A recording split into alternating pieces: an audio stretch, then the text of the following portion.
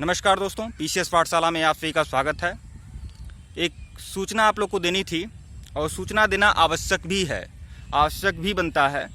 जब एक बड़े प्रतिष्ठित संस्थान के द्वारा यह कहा जाता है, अपने व्यूअर से यह कहा जाता है, अपने जो सब्सक्राइबर से या अपने दर्शकों से यह कहा जाता है कि आप उस यूट्यूब चैनल पर जाइए, फला यूट्यूब चैनल पर जाइए।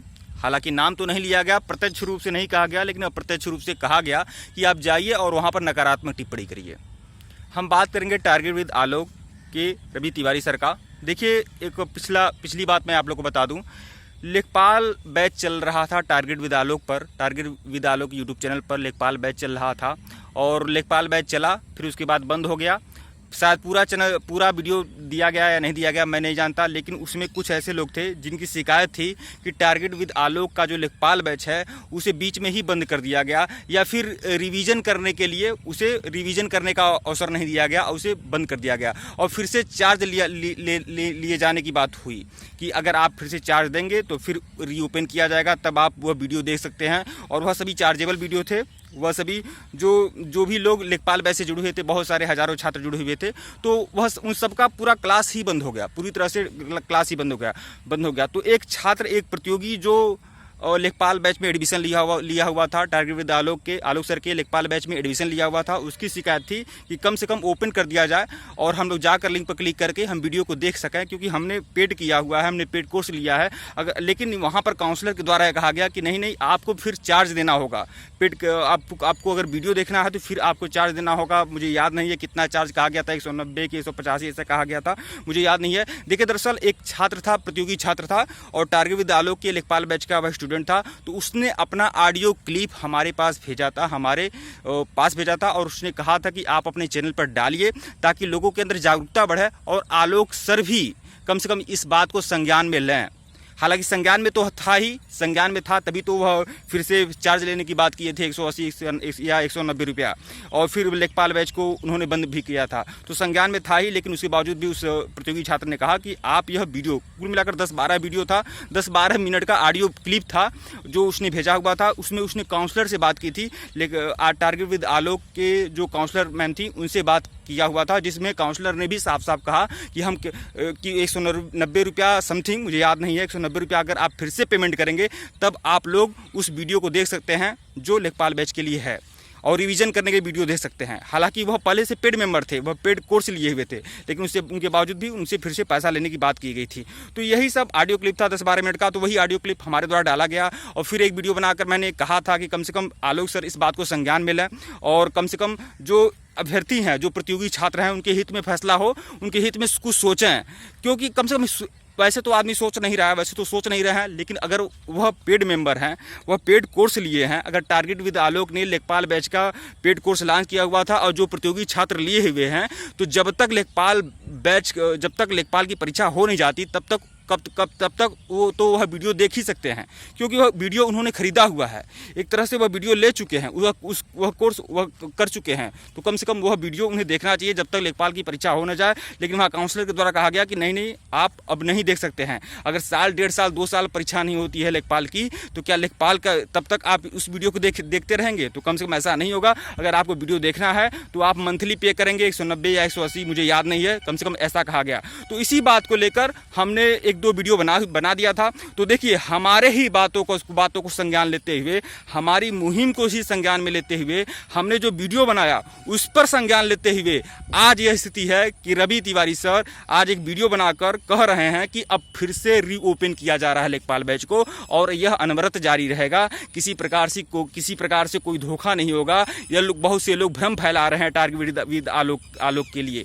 तो यह रवि तिवारी सर ऐसा बोल रहे हैं, लेकिन यह पीसीएस पाठशाला की एक प्रयास था, अभ्यर्थियों के लिए, छात्रों के लिए प्रयास था। और यह हमारा प्रयास वैसे नहीं था, जब आलोक सर के ही लेखपाल बैच के कुछ प्रतियोगी छात्र हमारे पास आए तब हमने यह वीडियो डाला था, तब हमने यह ऑडियो डाला हुआ था और तब हमने अपने व्यक्तिगत रूप से यह कहा था कि कम से कम लेखपाल बैच को ओपन कर दीजिए, ऐसा मत करिए। और आपने चार्ज लिया है तो उसको पूरा कर दीजिए, और चार्ज लेना आपका अधिकार है, आप लीजिए चार्ज, लेकिन कम से कम अगर आपने जो बातें कही थी उस बात पर अपने टिके रहिए। तो यही बात हमारे द्वारा कहा गया था और आज हमारे ही बातों को संज्ञान में लेते हुए, कहीं ना कहीं हमारे ही बातों को संज्ञान में लेते हुए आज आरपी तिवारी सर और संज्ञान में लेना पड़ा उनको, क्योंकि बहुत सारे छात्रों के पास यह बात पहुंच चुकी, बहुत सारे छात्र इकट्ठा हो चुके सोशल मीडिया पर। जब ऑडियो क्लिप जारी हुआ, जब हमारे वीडियो जारी हुए, तब बहुत सारे छात्र इकट्ठा हुए। तब उसके बाद आज आरपी तिवारी सर ने पूरी तरह से यह कह दिया है कि अब लेखपाल बैच ओपन होगा, अब किसी प्रकार से कोई धांधली नहीं होगी। और उसके बाद उन्होंने अप्रत्यक्ष रूप से हमसे क्या कहा, अप्रत्यक्ष रूप से पीसीएस पाठशाला को उन्होंने कहा कि आप लोग जाइए पीसीएस पाठशाला पर, मतलब पीसीएस पाठशाला का नाम नहीं लिया, ने कहा कि आप लोग जाइए ऐसे वीडियो पर और जाइए वहां नकारात्मक टिप्पणी कीजिए। नकारात्मक टिप्पणी भी उन्होंने प्रत्यक्ष रूप से नहीं कहा, लेकिन कहा उन्होंने कि जाइए और वहां पर जवाब दीजिए। अब आप बताइए जवाब व्यक्ति कैसे देगा अगर उनके फॉलोअर्स हैं और वो हमसे कह रहे हैं कि हम रीओपन कर रहे हैं, हम लेखपाल बैच को रीओपन कर रहे हैं, आपकी बात मान रहे हैं, आपके हित में फैसला ले रहे हैं, लेकिन जाइए उनको माकूल जवाब दीजिए।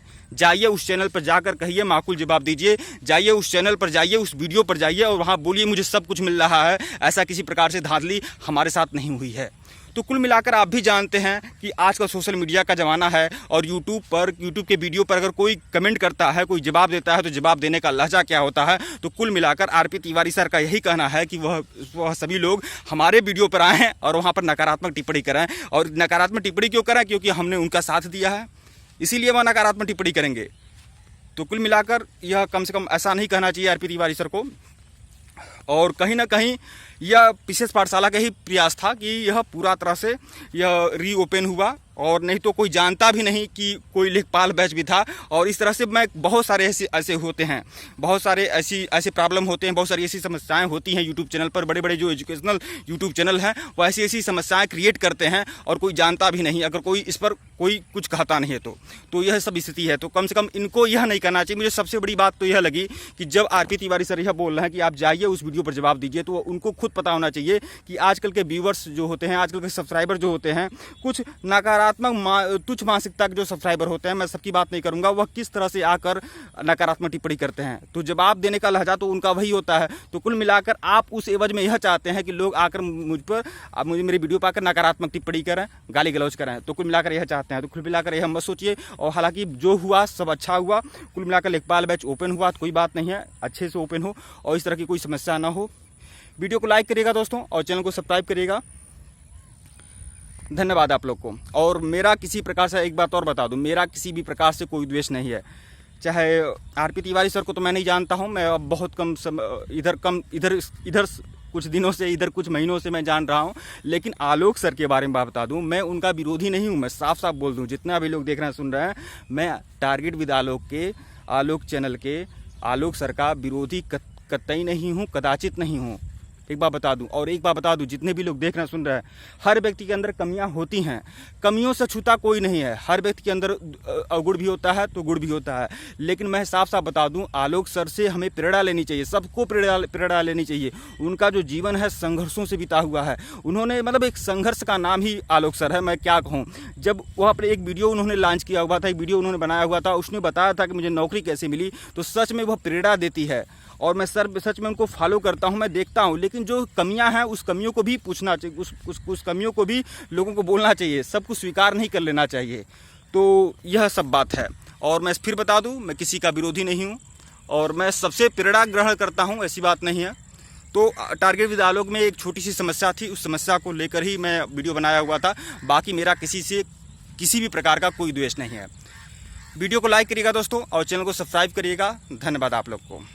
और हमारा एक और यूट्यूब चैनल है, जितने भी लोग देख रहे हैं सुन रहे हैं, एक हमारा यूट्यूब चैनल है बुक्स अड्डा के नाम से। बुक्स अड्डा के नाम से हमारा एक यूट्यूब चैनल है। उस यूट्यूब चैनल का लिंक डिस्क्रिप्शन में दे दूंगा और कमेंट बॉक्स में भी दे दूंगा। आप लोग उस यूट्यूब चैनल से जुड़ जाइएगा। बुक्स अड्डा के नाम से हमारा यूट्यूब चैनल है। वहाँ पर क्या होता है, जितनी भी प्रतियोगी परीक्षाएँ होती हैं, उन प्रतियोगी परीक्षाओं के लिए अच्छी पुस्तकें, अच्छी मैगजीन का रिव्यू मैं करता हूँ कि किस परीक्षा के लिए कौन सी मैगजीन पढ़ना चाहिए, कौन सी पुस्तक पढ़ना चाहिए, हिंदी मीडियम में, इंग्लिश मीडियम में, और बहुत सारी किस राइटर की किताबें पढ़नी चाहिए। तो हज़ारों किताबों का रिव्यू मैं किया हूँ, हज़ारों किताबों का रिव्यू मैं करूँगा, उसके बारे में बताऊँगा, बहुत सारे नोट्स आप लोग को उपलब्ध कराऊंगा। तो आप लोग हमारे चैनल बुक्स अड्डा को बिल्कुल सब्सक्राइब कर लीजिएगा। डिस्क्रिप्शन में लिंक है, कमेंट बॉक्स में भी लिंक है। बिल्कुल सभी लोग जो भी लोग सुन रहे हैं देख रहे हैं वह बिल्कुल ज्वाइन करें। डिस्क्रिप्शन में लिंक है और कमेंट बॉक्स में भी लिंक है। वीडियो को लाइक और चैनल को सब्सक्राइब करेगा दोस्तों। धन्यवाद आप लोग को।